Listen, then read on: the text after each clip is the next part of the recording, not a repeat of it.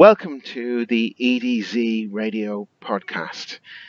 This is a new Destiny-related podcast where a bunch of mates just get together each week and talk about their love of Destiny, what's been happening in the news that week, and a little bit about other games and interests that we've had and like to discuss about. We're three mates. Our three hosts are three mates. The first of which I'm going to introduce you to is Bring the Pain, and I'm going to ask Payne here to tell you a little bit about himself and his background of gaming. Hello, Bring the Pain. I've been gaming for probably about 20 years now. Probably longer. Mega Drive, probably the first console.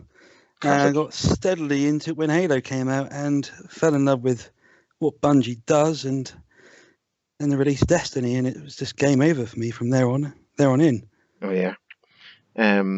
Classic history there on those games. What was your favorite original game? Oh, Final Fantasy VII was the one that kind of captured me fully. It was the one where I kind of stopped going out. it was where friends were coming to the door and during the school holidays, and are you coming out? You coming out, Payne? And I was like, no, I need to go beat one of the weapons in Final Fantasy VII. And that's when I realized that gaming was just something else for me. But it didn't really hit hard until Halo came out, and I just fell in love with first-person shooters. And what Bungie does is just brilliant for first-person shooters. Yeah. And with Destiny, it's just that shared world environment that you get from this level of gaming, where it's the loot cycle, loot drops, with the company of the social side of your friends. And it's just getting even more exciting with Destiny 2 only around the corner. Exactly. And especially when you're a hunter for life. Despite the fact that you're a hunter for life, it's still exciting. We do need someone to res us when we get killed, killing all of the bosses and the mobs. So yeah, hopefully there'll be another invisibility cloak for you to keep you hidden so that you can come back and pick us all up when we die. No more res for you guys. No more self-res for warlocks. Right, yes, very true, which is a nice segue into our second host, our MVP of PvP. I'd like to introduce you to Warmage. Warmage, tell us a bit about yourself. Hello, thanks for your very nice intro, Jazz. It's very kind of you. My name's Warmage. I've been gaming for about close to 20 years now, I'd say. Funny enough, I didn't actually start on consoles. My earliest gaming experience was actually on PC. I had a Sega Mega Drive, I had a Nintendo, but never really captured my attention that much. It was primarily PC games, your Command and Conquers, Red Alert. I think I lost half my childhood to Red Alert. I played it so much. And funny enough, my first Bungie game would have been Myth, The Fallen Lords. Oh, wow. So that was my first kind of Bungie game. From there I moved to kind of Blizzard games, to StarCraft. Used to play a lot of kind of Civ, a lot of PC games primarily. And it wasn't really until I think Halo 2 is when I kind of got back into console games. I had a PlayStation for ages. Funny enough, Payne, you mentioned there about Final Fantasy VII. For me, it was Final Fantasy VIII, which always gets compared to 7 because 7 was so much better. But I loved 8. I played 8 before I played 7, so I was always the odd one out going, 8's so good. Why is nobody talking about 8 when 8 was brilliant? When apparently everyone hated 8, but I loved it. 8 was still great. It was a good Final Fantasy. I liked it. Jason, what about you, Jazz? Give us a bit about yourself. You haven't really given much. Just background for you. Yeah, well, I'm going to be your main host here on this show. So, Mr. Jazz of Mr. Jazz Gaming, being the old man here of gaming, my gaming history dates back a little bit further than the other two lads. So I'm about 35 years, I'd say I've been gaming now. So for me, the very, very first console that I actually played a game on was something by a company called Mattel, and it was the Intellivision. Now, this was pre-Atari 2600 days. It had two joypads that actually fit into the console, and the joypads didn't have a joystick as such, but had a disc and a keypad above it. And you used to have to slide cards in, little plastic cards in, which told you which buttons to press to do which move, which jump. So to jump, you'd press the jump button, or to move left, you'd press the left button. And the disc then was used for aiming and turning and things like that. And that was, I must have been about 5 when I first started playing games on that. After that, I got Commodore 64. That was really my own first computer that I really got into gaming, and I was hooked. As soon as I got onto that Commodore 64, it was amazing. Every game was a new game. Every game was a new genre. It was genre defining because they were literally inventing games at this point, inventing genres.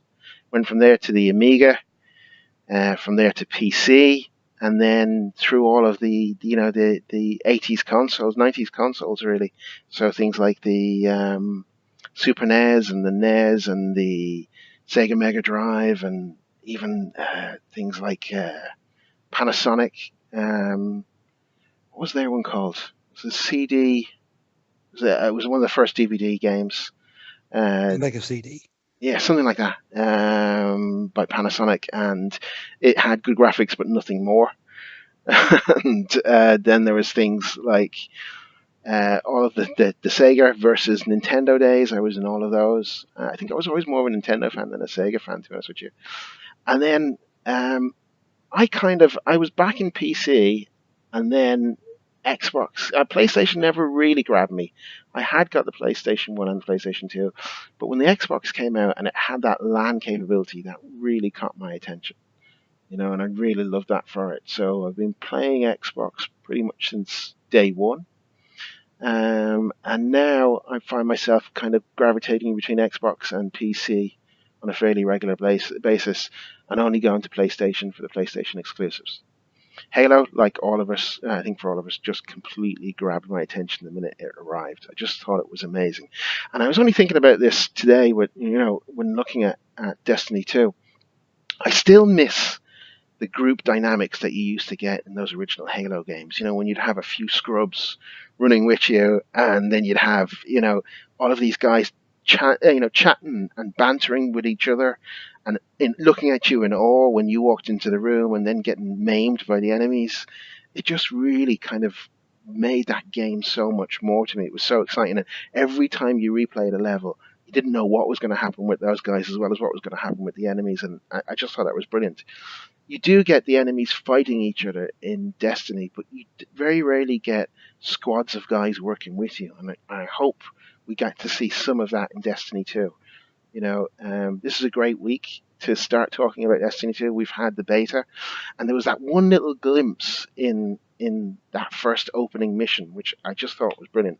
But that one little glimpse of, when you walk around that corner and there's one of those robots, these robot soldiers, and he just gets like maimed by one of the Cabal, and it just brought me back. Oh, one of the sweeper robots. Yeah, and the thing just kind of dismantles him, rips off his head, and I suddenly it brought me back to those original Halo days, and I hope we get to see a lot more of that. It's funny you mentioned that, because they did. I saw a little bit when I was in the social space. Liam, you there? Jason, you there? I am here. Did you lose Liam as well? I did, yeah. Technical difficulties. Technical difficulties in episode 1. I'll cover. So we're going to have to do an edit here. All right, and that's a wrap on the first episode of EDZ Radio. Yeah. So I think Liam was just saying about how in awe he was of us when he first saw us go into PvP, and that's what inspired him to continue playing the game. Sounds like Liam, yeah. Oh, hey, he's back. Okay. Yes, all right. Sorry. So, when did I drop off? You were talking about...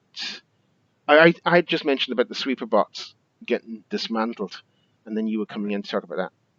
All right, so when with the sweeper bots, I noticed during the social space experience on Sunday, there was a segment in the social space where it looks like they're rebuilding these robots, and I think they might bring this into the campaign in the same way that you had in Halo the soldiers, where they get deployed and support you in some way, less so than you'll get Zavala and the other Cade and the other Vanguard. The other Vanguards,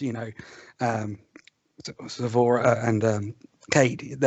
I think they'll be the more disposable units, so they'll pop on for a little bit and they'll get wiped out. Or unless, that was the good thing about Halo, is that self-satisfaction. If you could carry a unit of NPCs with you to the end of the level, you managed to keep them all alive until the end. That's one thing I loved about the original Halos, and it'd be great if they could bring that back into Destiny. If you don't, you go into a single player. If you are a single player and you want to play it singly, you've still got support. You're not disadvantaged in any way because you're playing by yourself. You've still got people around you or NPCs around you that's supporting you, especially with the vehicles, because there is a strong hint of vehicles coming into Destiny 2, and for them to man additional guns during the campaign. What did you guys think of the beta? I loved it. I thought it was great. I've got a bit of beta blues at the moment, to be honest. To be honest, I liked that it was a beta. It wasn't, half the game that we got with Destiny 1. I liked the way it was just, here's a mission, here's a strike, here's a couple of classes. Do your best, try and break the game if you can. And that was it. That's it. It was just 2 PvP maps, and you got a good feel for the game, but it didn't really give anything away. I like the way there's going to be a lot for us to discover on day 1 in September. Yeah, I think they gave away too much in the beta for D1, and they've definitely pulled back in the beta for D2.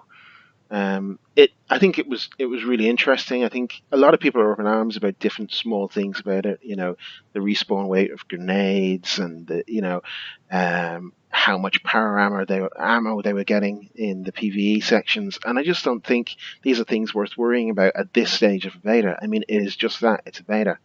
But when we looked at the core of the game, I thought the core of the game was really there. Shooting felt a little bit off, and I've heard a lot of people say that as well. That they had a similar experience, that it just didn't feel quite as snappy. But I, for one, I really like the change towards primary weapons. I think that works really well. I think you're getting a lot more gunplay, both from a PvP point of view. Now, I should say, for those of you who don't know me, I'm a huge PvP fanboy. So every time I look at every weapon, the first question that comes to my mind is, will it work in PvP? Because then that's I use PvE as a way of getting my PvP game to be even better. So from when I looked at that beta, I looked at it from a PvP point of view, and I just felt that the gunplay was really good. The supers are very, very different. I don't really like that everyone got their super in the last 30 seconds of the game. That didn't really work well, but I think these are things that can get tweaked. I think these are things that will change as you get good gear, and as you get into your character, you bring your character to max level. What we're seeing here is very, very different than what we'll be seeing in the end game, I would imagine.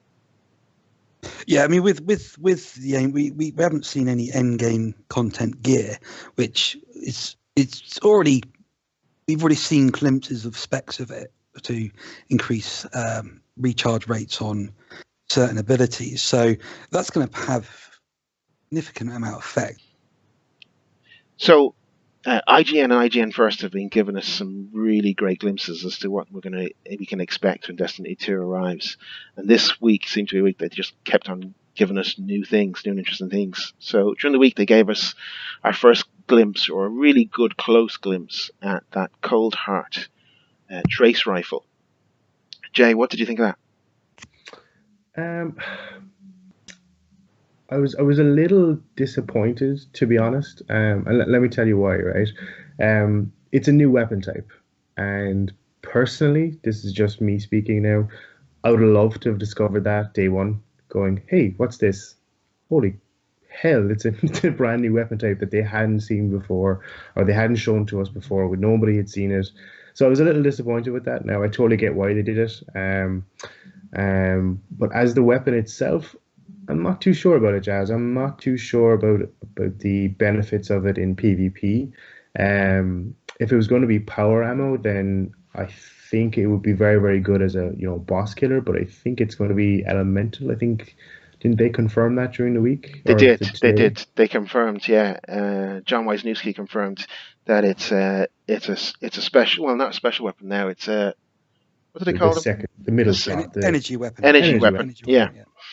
And yeah, like, again, I should say that War Mage, or Jay, as you'll hear me call him all the time, is also a bit of a PvP nut like myself. So you're looking at it from a PvP point of view. I'm thinking it's going to act very much like the bullet hose variety type of guns. You keep your aim, you keep that target, or keep it on the target's head, and they're going to melt. Well, here's my thinking on this, right? If it's a bullet hole, like a bullet hose auto rifle, right? Yeah. The damage that does is consistent, right? Mm-hmm. It doesn't increase. The only difference is if you get a crit versus a body shot. With this Tourist regime. Yeah, true. Like with this, if you miss it, you lose that damage bonus. That's my thinking here. So if you miss, or if how long does it take to get that benefit, to get that bonus in? Is it going to be a benefit to you in PvP? Considering I know they, just based on the beta, that the time to kills are a bit more than they were on D1, which is great, which is fantastic. But are you going to get the benefit of this exotic that's going to be a benefit to you in PvP? I'm just not sure, Jazz. I'm just not sure. Obviously, we'll have to see how it plays out, but compared to your bullet hole style of auto rifles, I do think they'd still be more consistent. So you don't think there's going to be any benefit in pre-firing a gun like this? It doesn't ramp up damage over time and then just land that damage on the opponent. You think you have to keep the damage on the opponent in order for it to ramp? It's a good question. But I think that it wouldn't make much sense, right? I mean, if the tick started at, let's just pick an arbitrary number, right? Let's just say when you start firing the weapon, the tick is 20 damage. Mm-hmm. And then if you hold it down for 10 seconds, it gets up to, 30, 40 or something like that. Mm-hmm. How much ammo are you going to have in a clip? Is it, or is it going to overheat? Yeah, they mentioned in the video something about... Are you going to be running around? Sorry, guys, go ahead. Sorry. They mentioned in the video something about the ammo being a coolant for the gun as well. So I get to thinking that this is one of these overheat type weapons. That you use it for a bit, it starts to overheat. Like they had in Halo, and then you have to let it cool down so that you don't overheat the entire gun. That's what I read between the lines of the description, but it'll be interesting. Well, it'll be interesting as well to see, will we get any non-exotic versions of this weapon type? I think they said the exotics are exotics only, aren't they? It's the only one. Yeah, it's the only one. Unless it's well received, and then they'll start producing more in this archetype. It's nice to see. It's interesting to see. I don't believe that I think they confirmed that it's not the only way to get it is through pre-ordering. Is that right? That's right. It becomes available on the 15th of December, which gives hints towards the first DLC drop. So if it's which times in right with the Dark Bolero, if I remember correctly, where that got released in the beginning of December, wasn't it? Yeah, it was. That I makes think sense. it was the 5th is what I saw today. Maybe I'm wrong. I'm a bit behind on my D2 news. No, you might be right. It's just round about the beginning of December. December, isn't it? Yeah. So I mean, if it's exclusive, it's exclusive pre-order, but it's timed exclusive. So when 5th or the 15th rolls round, it will be available to people that didn't pre-order through, which hints that that's when the next DLC will drop. Yeah, it sounds about the right kind of time window for the DLC to be dropping around then. It's interesting to see a lot of these new weapons and that they're thinking about it that way. they're thinking about new weapons and they're thinking about new archetypes. I looked at the video very closely and I saw they didn't show you at any point the HUD, so you couldn't see how it actually worked. And I think they want to keep a few of these things as secrets. But if a gun like this is an end game weapon, and you're getting it as part of a pre-order bonus, are you getting it day one, as soon as you arrive in the tower, or is it something that you can only use, kind of like the Iron Galahorn, when you get to max level? Well, how did the swords work? Because the swords were exclusive, weren't they? When you pre-ordered, was it Taken King? Did you get an sword exclusive in the Taken King? I'm just remembering recently the Iron Galahorn, and all you kind of got was an Iron Galahorn skin, but you needed a Galahorn in order to be able to put it on it. Mm-hmm. Mm-hmm. And then you have to do the quest to get to actually use the weapon, get the actual Galahorn. I'm guessing these things are just fairly light incentives to get it. They're not really going to give you any new power or change it in a big way. I mean, my thoughts on the Cold Heart is, I think it's going to be an excellent PvE weapon. I mean, just from the base premise of what it can do. So it ramps up damage, it does crit, and if you're doing a raid or a strike, and you combine that with the Titan Wall, where the instant reload kicks in, mm-hmm. so you've got a Titan Wall deployed, and people they'll whip out the Cold Heart and just shooting crit spots, and then quickly duck down, get instant reload. Hunters, are you bragging? Your reload bonus as well. Are you bragging about Titans? And their useful abilities. Well, that wall's not going to last forever. It does kind of stem onto like another kind of conversation point about what hunters can do. I mean, what can they do? Well, with the gunslinger perks is the gun trance. If you're getting crit hits, you are getting the Chains of Woe, which increases reload speed. Yeah. So I mean, this is what it looks to me when I've played the beta. The hunters are designed for ad clearance. Your Titan and your Warlocks are going to be putting down the rift mm-hmm. to get the damage boost mm-hmm. or healing bonus. But if you've got a hunter that's just cleaning everything up, and if it's doing it, hunter's doing it via gun class ability using Chains of Woe, if that Titan Wall disappears, that's your reload bonus is gone, but you've still got the ×3 reload bonus, and you haven't got to worry about the ads. The hunters is just purely focused on ads. Yeah. And the reload times are just going to be quick. So the ability cooldowns as well, that wall's not going to be dropping. Wouldn't it be nice if the dodge gave you like a little bit of that reload bonus as well? Yeah, maybe I think the dodge, this is my view on it, is the dodge should give you a stack of it, so it should start the chain off. Yeah. I mean, maybe 1 or 2 stacks. So you start that chain going. So you do a quick dodge, and it instantly goes to ×1 or ×2 for everyone around you, or maybe increases the range of the Chains of Woe, so they don't have to be so close. They can be in a wider area. So there's because it is quite close for you to get the Chains of Woe ability. You have to be quite close to the hunter to be able to pick that up. It's a little bit that I don't know if anyone else noticed it, but when the Titan Punch, you get the force barrier, that also chains onto other guardians. Oh, I didn't know. They also get a force barrier. If you're close enough to another Titan that gets the force barrier, you will pick up a force barrier as well.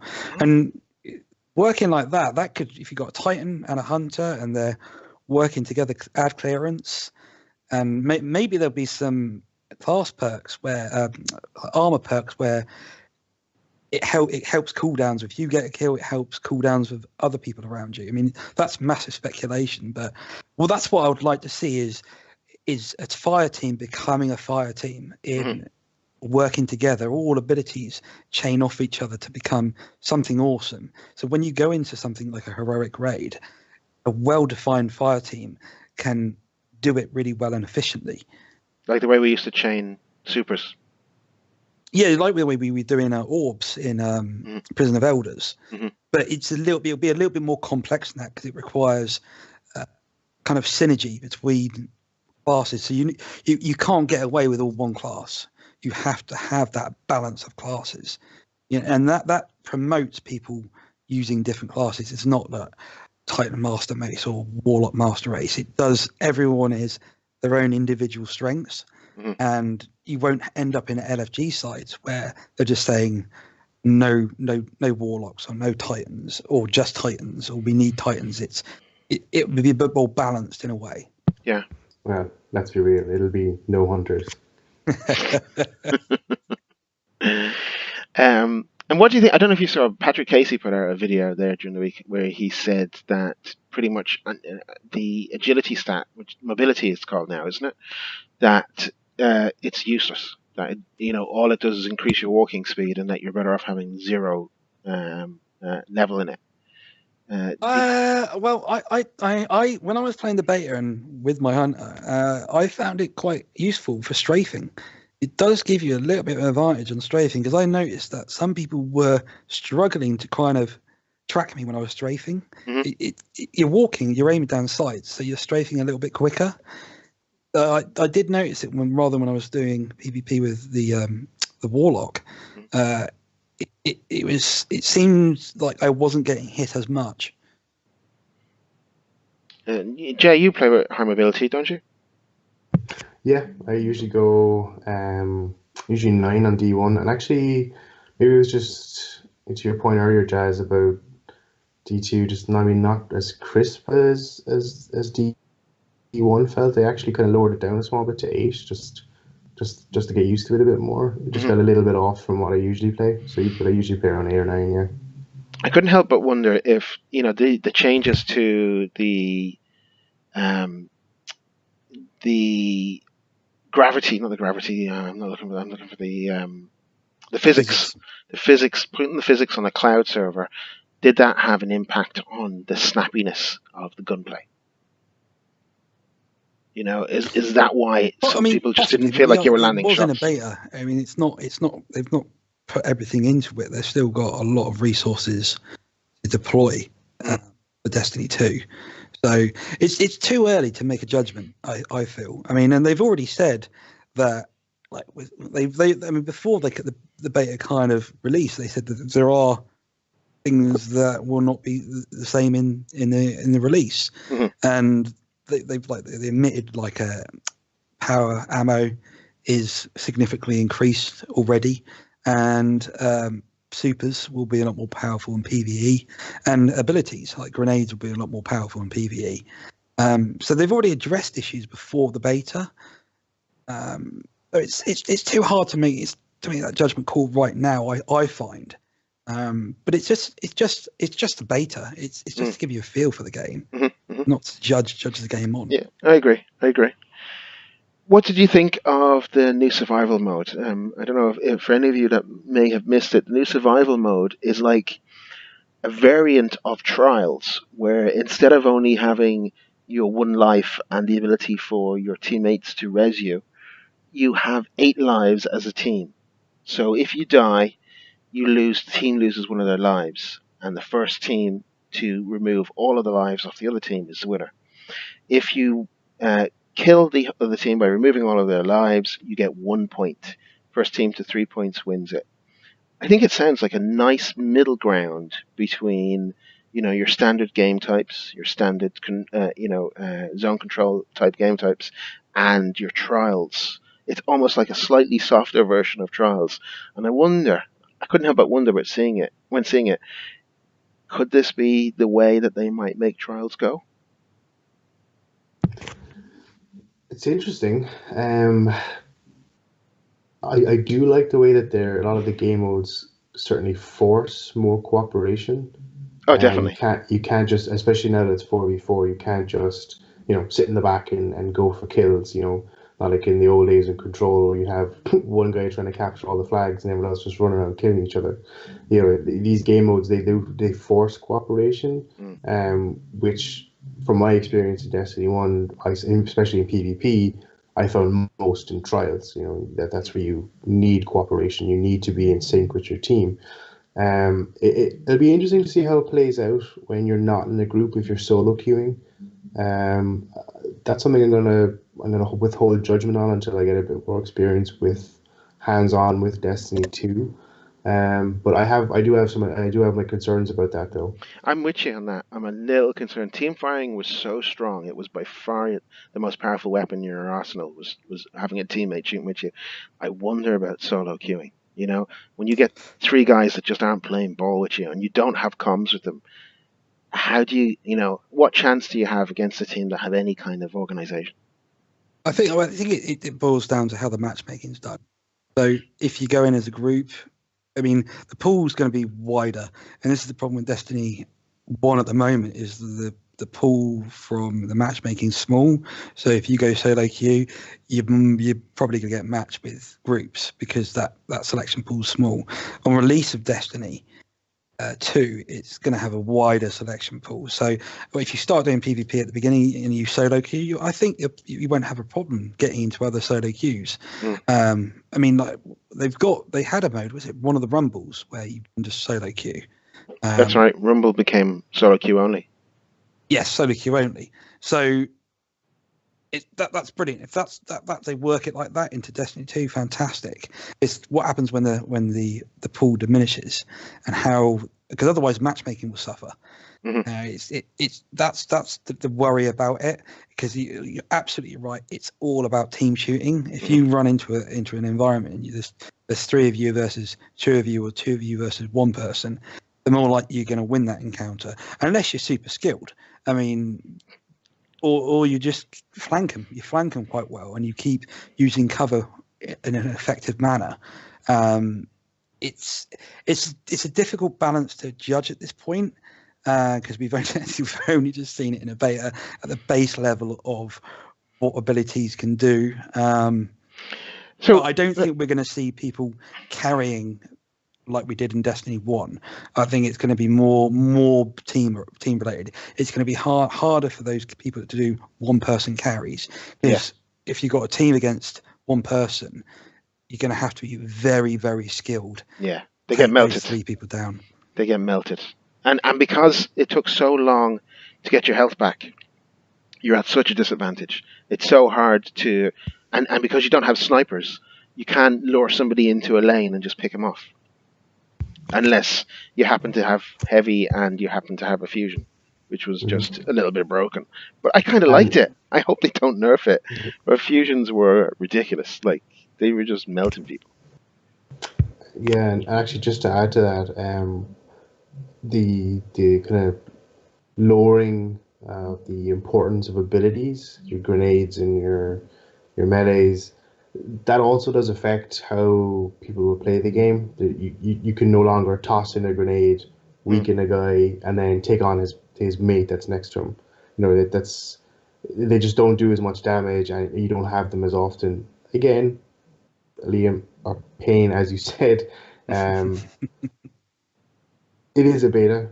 We'll see what the recharge rates are like in the actual game, but I'm going to withhold judgment until we see the game, but I do have some concerns about it. But I'm totally with you, Jazz, on the gameplay, the actual primary. Loved it. Loved the 1v1. It's just now 1v1 primary. Who's better? Unless it's team shot. And if you've got a good team together and you're working well and you're holding down positions, it just played really, really nice. That's how we won our games, by working as a team all the way through it.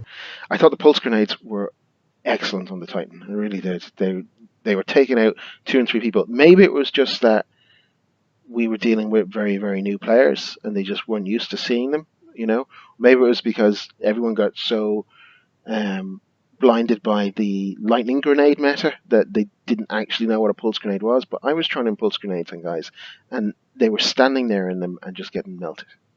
So I thought they were really, really strong. Whereas most of the other grenades, I found it very hard to get a kill with one. Well, I think it might come into a meta with E2 is like area of effect grenades. So like with the team ability, so everyone throws in an area of effect. So what was the like the firebolt grenade, so sort of like the arc grenade, firebolt grenade, where it chains to areas. So people run in, and everyone goes right grenade throw. So everyone throws in a grenade at the same time. So you're getting 4 hits of a grenade on a group of enemies. So they're going to be super weak. Or you kind of, if they're capturing a point, for example, I think I've got a feeling that might become a mechanic in D2 in some tactics. I would have said, Payne, and you correct me if I'm wrong here, but I would have said that you were sort of like 60-40 PvE to PvP in D1. How did you probably did more of the beta than any of us. What did you think of the PvP in the beta?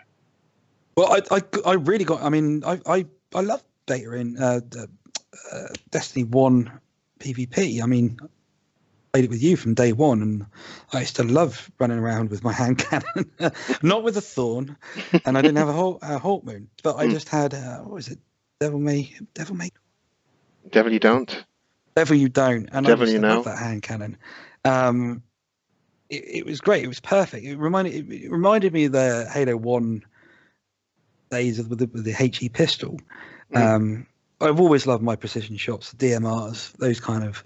When the meta changed and it became a bit more pulse rifle, auto rifle based, that's when I fell out of love with it. But I felt these Destiny 2 beta, the guns were very balanced. I used pulse rifles, I used hand cannons, I used scout rifles.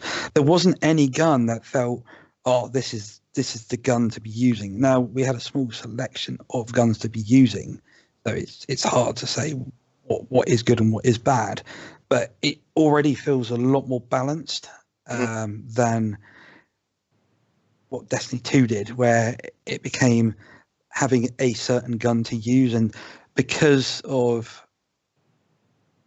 mechanic of how they had to balance guns in Destiny 2, if they changed something, it changed that whole archetype. Now with D2, they can change specific things about every gun. So if one gun's too OP, they can just tone that specific gun down without affecting the entire range of that archetype. Which I'm really looking forward to. I'm thinking I'm going to probably really get more into my PvP for Destiny 2 than I was the last year and a half of Destiny. It's still a little strange for me that so many of the gameplay modes are a squad, a fire team of 3. So you're going to have the 3 of us going through it on day 1, going through all of our strikes and our missions and our quests, and then when we want to go to PvP, we suddenly need a 4th. And if we decide that, oh well, we're a bit bored of PvP, let's go back and do some more strikes and stuff, then that 4th has to leave, and we have to go back to 3. I almost feel like it would have made more sense if they'd kept it 4 for all activities. Then you'd have your squad, you'd have your team, you'd gel together and you'd use them both in PvP and PvE. But isn't that because of the mechanic of PvP versus PvE? So, like, I mean, with Destiny 1, it was 6 versus 6, for example. So 2 squads. That's your end game content for both sides. So, a raid, PvP. Mm-hmm. But I agree with you, they've seemed to upset the balance, but now it's 4 and now it's 3 or 6. It doesn't kind of add up. No. I mean, unless I'm missing something. It doesn't. It's like, it's like maybe you need 3 and 1 random is what they're hoping for. Or I just know, like, we get in on a Tuesday night, reset day, which they confirmed, by the way, Tuesday is going to be reset day again. And we have 4 of us in the fire team or 6 of us in the fire team. We can do some things together. We can do some things as 2 parties. But if we go into PvP, then there's going to be 4 of us taken and 2 people are left. Well, you know me, I'm quite happy to solo on Nightfall.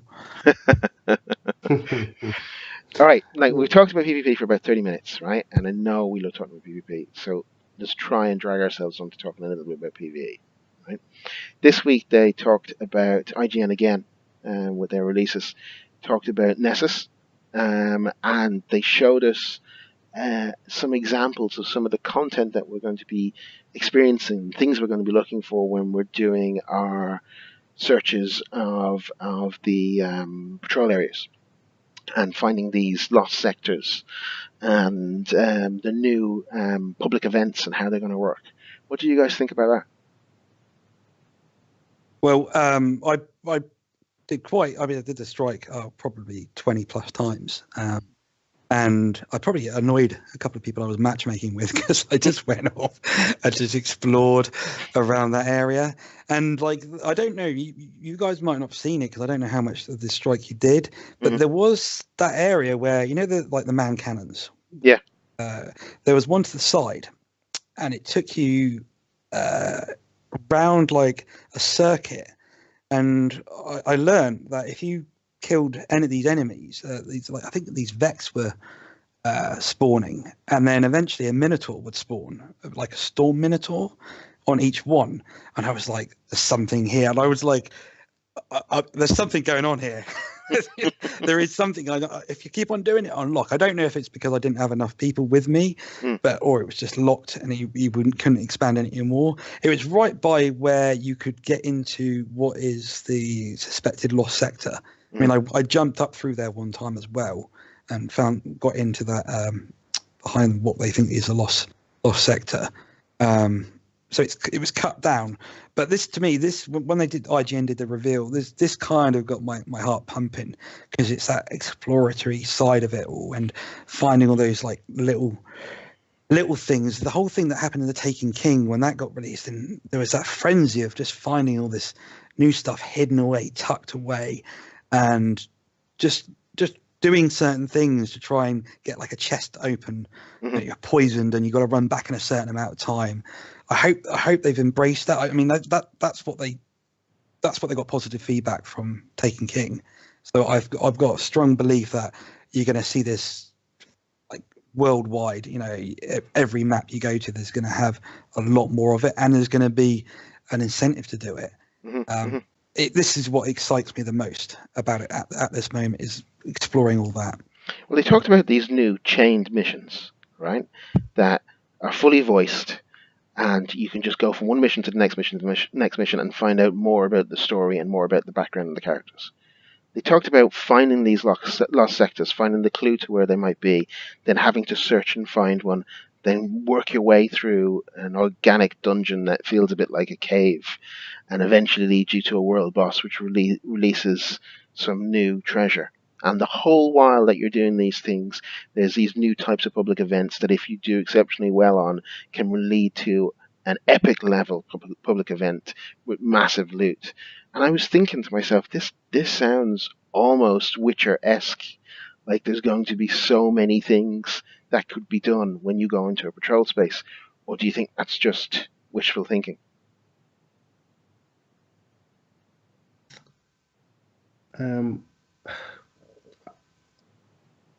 I would agree with you, Jazz. I do think it is Witcher-esque. I don't know. I really want to see how it plays out, but from the sounds of it, it's what I wanted to hear from this kind of mode, from the patrol mode, and it's just content. If Bungie give us just so much of this kind of content that I can hop in a fire team with you guys and just explore, then sign me up. I am all for that. I think Payne made the point about the Taken King, and that was one of my favorite parts about Destiny 1. Just walking around the Dreadnought, just finding like all these little secrets. Where does this chest open? Where do I have to go here? Like, what's this poison part about?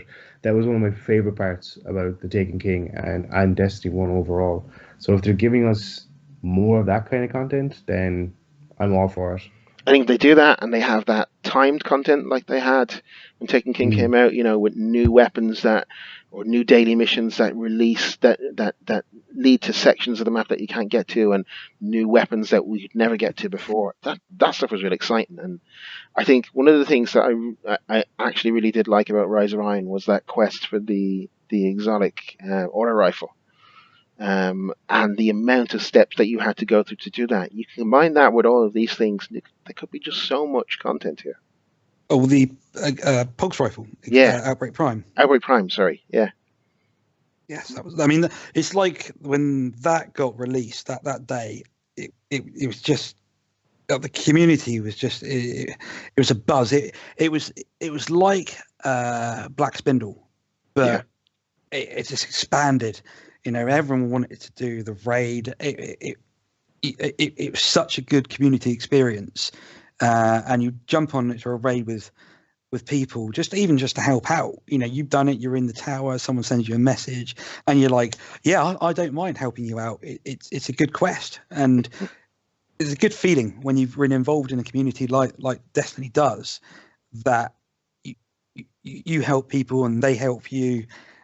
I mean, like with Datto, he was the guy that found this, and it just expanded so quickly that it was just so much fun. It was just so much fun, and that's what I loved about it. And if they can deliver this in D2, and they will do, I've got no doubt they will do, because they've learnt this. I mean, ever since House of Wolves, where we were doing when the wolves would drop in and we'd shoot out and shoot back in on our sparrows to get the chest twice, to get the keys. It's things like that. They pay attention. Bungie listens and they go, right, this is what the community wants, and let's make content around this that people will do this. So this is what the patrol should be for those areas. It shouldn't be just a public event where it's the same thing in several different areas. It's different each time you play it. Like you said earlier on with Halo, is every time you went into an area, it felt different, and they kind of lost it in D1 with delivering that, where you kind of knew where everything was coming from. Yeah, you need to kind of go back to that, and I think they're going to deliver it. Brilliant. Okay, they've said also this week 50 plus cutscenes coming to D2. As opposed to how many did we have in D1? About 5 in vanilla? 3? There were cutscenes. Yeah. If they're of the quality of what we've seen in this beta, that you can't help but be excited at the thoughts of that.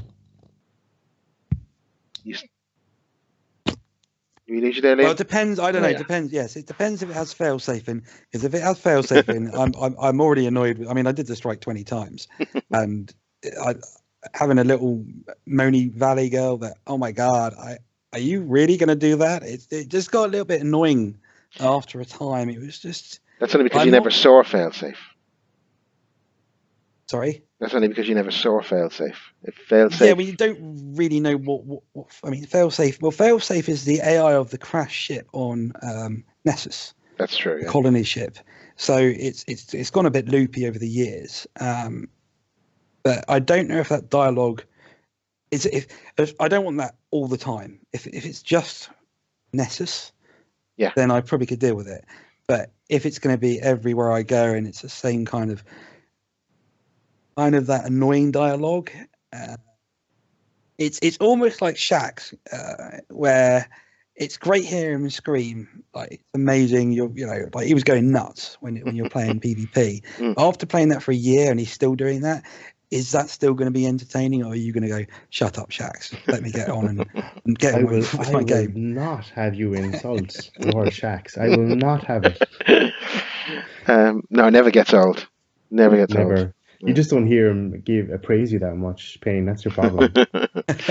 I wonder. The thing, he never stopped praising me, and I was like, "Oh, give it a rest, mate." There was the most iconic thing. It's like when you had the rocket launcher, and you went and picked up the special ammo, and you got one round, and he goes, "Don't spend it all at once." And I was like, "I've only got fucking one. What am I supposed to do with it?"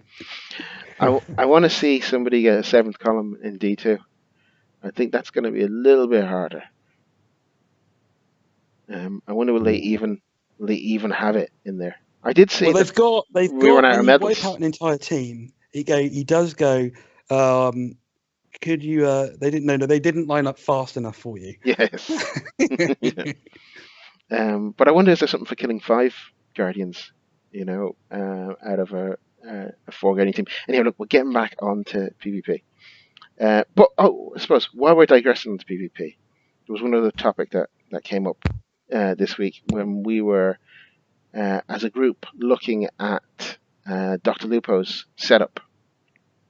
And he had his wife or his girlfriend or his wag playing his setup on D2, on the D2 beta. And he very clearly showed off his Zim 4 setup using a mouse and keyboard, which brought me to thinking, is that classed as cheating?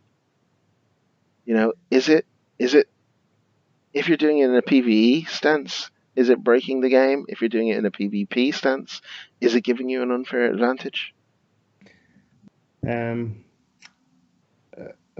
Let's get it straight out there, right? No, it's not cheating, right? Simply because Microsoft don't ban them, PlayStation don't ban them. In PlayStation even have official keyboard and mouse setups you can buy. It's not banned under Bungie's T's and C's for the game, so it's not cheating, right? Do I agree with it? No, I don't agree with it at all, because I do think having a mouse and keyboard gives you that much more precision over someone using sticks. But it does bring into a question around equipment, right? Mm-hmm. So if you're playing on an Xbox, if you have an Elite controller, if you're using the paddles at the back, that means you don't have to take your thumbs off the two sticks. Does that give you an advantage? I would say it does, because if you take a mode like Trials, I can aim, shoot, and revive someone at the same time without having to take my fingers off the sticks. So yes, having some better equipment does give me an advantage. Where I think it becomes tricky, especially when it comes to consoles, is consoles have always been about parity, especially in the last few generations. It's only kind of in the last couple of years with the advent of SCUF and SCUF controllers, and now the Elite controllers for Xboxes, where it's starting to get a little bit more like the PC. But then when you take the PC, does having a better mouse give you an advantage? Does having better headphones where you can hear better, you can hear people coming more, is that cheating? I would say no, but my issue with it on console is usually always been about parity, and I will hold my hand up. I do use an Elite controller, so I'll fully admit to using one. I don't think there's anything wrong with it, but I do think with the mouse and keyboard setup, getting back to the Destiny, it gives you a clear advantage in terms of mobility, and it's not cheating, because again, as I said, it's not against anyone's T's and C's, but I don't agree with it. And it does. It's a hard thing to say. I mean, like I agree completely with parity on consoles, and we are entering a new phase of console generations where you've got an Xbox and you've got an Xbox X, where one's going to be more powerful than the other, and the 60 frames per second thing, that they're not supporting because they want to keep parity, but you can get peripherals which do give you an advantage. I mean, it reminds me of my EVE Online days, where I had quite a good rig back in the day, and you would jump into a fleet battle, hundreds of ships, and unless you had a good rig, it wouldn't render quickly enough. It wouldn't load quick enough, and you could take out battleships that were just loading in. They would load in and they'll be dead. It was. Is that cheating? No, that's the game. That's the mechanic of the game. If it's an unfortunate circumstance if you don't have good enough equipment to run it, and it's a disadvantage if you can't afford to buy the top end stuff. Is it fair that you're at a disadvantage because someone's got a lot more money than you and can buy the top end rigs and have a better advantage? Yeah, it is unfair, but unfortunately life is unfair, and you just kind of, I hate to say, you got to deal with it. If you don't like it, then you shouldn't be playing that game. If it gets you that much, it's just a game. Don't play it. Go find something else which doesn't have that mechanic in. So where does that make you stand on Lupo?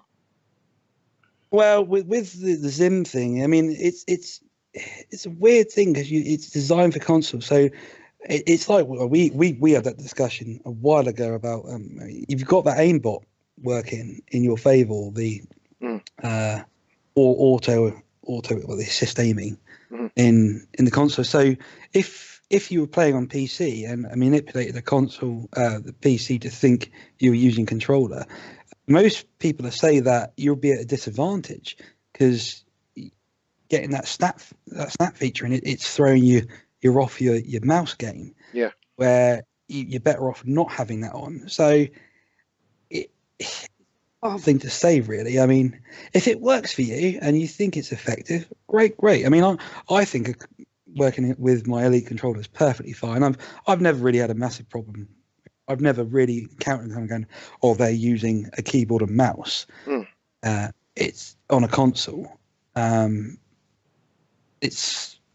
never had that experience, but I wouldn't go onto a PC into a lobby. I mean, like with the Battlegrounds, player and Battlegrounds, which they're talking about doing cross-platform with console versus PC. So would you enter a lobby on an Xbox where you're playing against PC people that have mouses? Because you're instantly at a disadvantage. Not a chance. You'd be slaughtered. That's going to split up the community.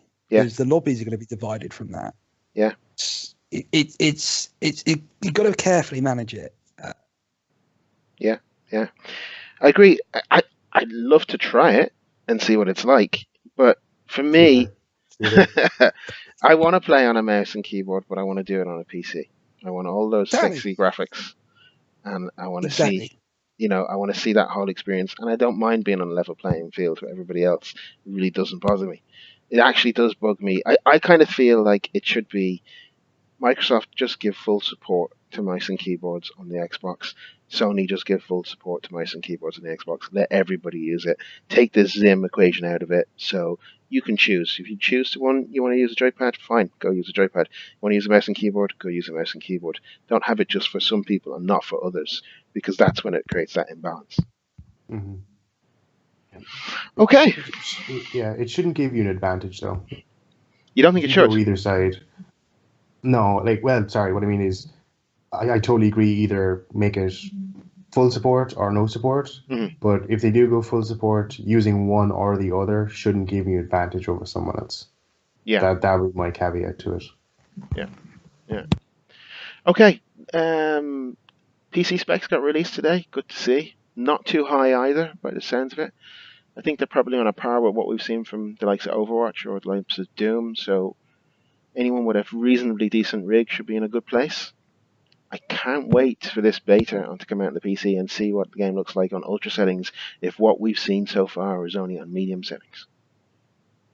I do like that they've given their own specs, so you can see exactly what they were using for their, for the betas and for the launch events. I do like that, because at least it gives you an idea of what they were using and what kind of, you can go get that yourself if you want that kind of quality. But I think PC gamers are only going to be happy with the specs that have been released, because they're not too heavy at all. They're fairly middle of the road, really, I would have thought. So anyone with a half-decent rig should have no problems running it. It'd be interesting to see how it looks, actually, on minimum specs, kind of the lower end. Just for, would it look, better or worse than, say, your PS4 Pros or your Xbox One X's? Yeah, it's going to be very interesting. I think the minimum look, it would look like it does on a console. I think it would look any worse than just a standard Xbox or standard PlayStation 4. I mean, you're going to get the 4K advantage from PlayStation 4 Pro and possibly the X, but you won't benefit from the 60 frames per second. If you've got a low end PC, you should be able to hit 30 frames per second at a decent resolution. What I'm going to do is I will link the full specs in the show notes, but they're in this week's TWAB. So anyone who wants to see them can see them. But I think it's a 970 card off the top of my head is what they had in it. So an 8 megs of RAM and not even a top of the range thing. It was a 550 CPU, wasn't it? Yeah, the recommended is 970, GTX 970.